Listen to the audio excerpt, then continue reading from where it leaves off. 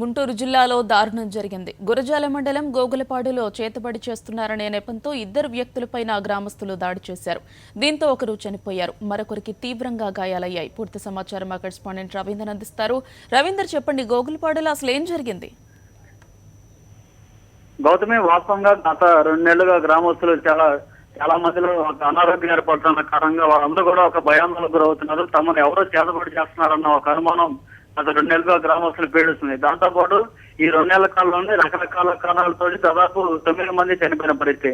ఇలాంటి పరిస్థితుల్లో గ్రామస్తులందరూ కూడా ఒకటే ఆలోచనకు వచ్చారు. తమ గ్రామాన్ని ఎవరో చేతబడి చేస్తున్నారు, గ్రామంలోని వ్యక్తులు కూడా ఇదే విధంగా జరుగుతుంది, అందుకోసం ఇలాంటి ఘటనలు చోటు చేసుకుంటున్నాయంటూ గత 2 నెలలుగా ఆందోళన వ్యక్తం చేస్తున్నారు. ఈ నేపథ్యంలోనే నిన్న ఆదివారం కావడం, అమావాస్య కూడా అయిన నేపథ్యంలో ఎవరైనా ఊరి చివరన చేస్తూ ఉన్నారేమో అన్న ఆలోచనతోటి కొంతమంది యువకులు ఊరి చివరన కాపు కాస్తూ ఉన్నారు.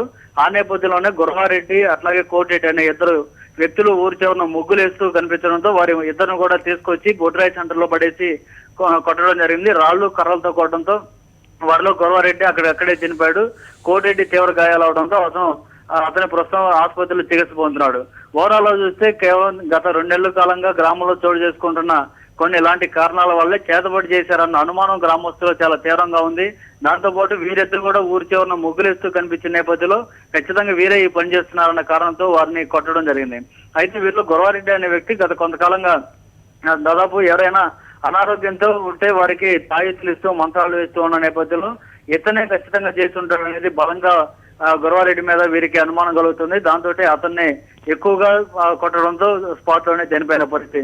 ఓవరాల్ గా పోలీసులు సంఘటనా స్థలానికి చేరుకున్నారు. ఇప్పటి వరకు 4గురిని పోలీసులు అదుపులో తీసుకున్నారు. మొత్తం గ్రామస్తులందరూ కూడా ఈ ఘటనలో పాల్గొన్న నేపథ్యంలో అందరి మీద కేసులు పెట్టే దిశగా పోలీసులు ప్రస్తుతం ఆలోచన చేస్తున్నారు. Gautami, right, thank you Ravinder.